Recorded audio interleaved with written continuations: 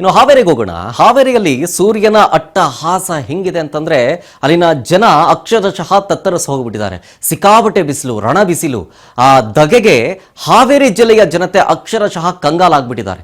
ಗರಿಷ್ಠ ಮಟ್ಟಕ್ಕೆ ತಲುಪಿರೋದು ಅಲ್ಲಿನ ಉಷ್ಣಾಂಶ. ಅದರಿಂದ ಹೊರಗೆ ಬರೋದಕ್ಕಂತೂ ಜನಕ್ಕೆ ಆಗ್ತಾನೇ ಇಲ್ಲ. ಮನೆ ಒಳಗಡೆ ಫ್ಯಾನ್ ಹಾಕಿದ್ರು ಬಿಸಿ ಗಾಳಿ ಬರುತ್ತೆ.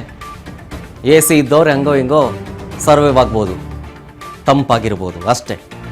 ಈ ಬಿಸಿಲಲ್ಲಿ ಹೊರಗಡೆ ಕೆಲಸ ಮಾಡೋರು ಅಕಸ್ಮಾತ್ ಏನಾದರೂ ಇದ್ದರೆ ನಿಜಕ್ಕೂ ಆಗ್ತಿಲ್ಲ ಅವ್ರಿಗೆ.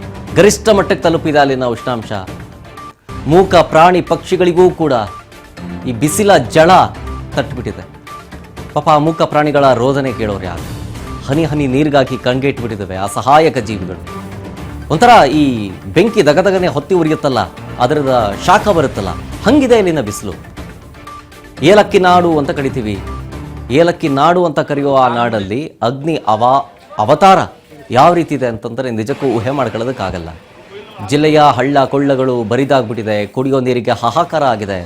ಹಾವೇರಿ ಜನ ಒಂದು ರೀತಿಯಾಗಿ ಏನು ಇಷ್ಟೊಂದು ಬಿಸಿಲು ತಡ್ಕೊಳಕ್ಕಾಗಲ್ಲ, ಹಿಂಗೆ ಹೋದರೆ ಹೆಂಗಪ್ಪ ಅಂತ. ಮಧ್ಯಾಹ್ನ ಆಗ್ತಾ ಇದ್ದಂತೆ ರಸ್ತೆಗಳೆಲ್ಲವೂ ಕೂಡ ಸ್ತಬ್ಧ. ಹೊರಗಡೆ ಕಾಲಿಡೋದಕ್ಕಾಗ್ತಾ ಇಲ್ಲ. ಪಾಪ ಇನ್ನು ಮೂಕ ಪ್ರಾಣಿಗಳು, ಶ್ವಾನಗಳು ಹೇಗೆ ಅಂತ ಹಾಗೇನೋ ಒಂದು ತಂಪು ಪಾನೀಯನೋ ಅಥವಾ AC ರೂಮ್ನಲ್ಲೋ ಆರಾಮಾಗಿ ಇದ್ದುಬಿಡ್ತೀವಿ. ಬಟ್ ಹೊರಗಡೆ ಇರುವಂಥ ಮೂಕ ಪ್ರಾಣಿಗಳ ರೋದನೆ ಕೇಳೋರು ಯಾರು? ಪ್ರಾಣಿ ಪಕ್ಷಿಗಳು ಎಲ್ಲವೂ ಕೂಡ ನೀರಿಗಾಗಿ ಒಂದು ರೀತಿಯಾಗಿ ಪರಿತಪಿಸುವಂಥ ಕೆಲಸ ಆಗ್ಬಿಟ್ಟಿದೆ ಅಲ್ಲಿ.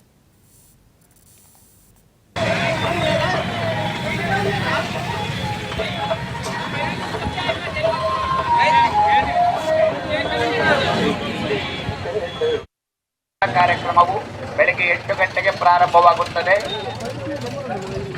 ದೇವಾಟಿಕೆ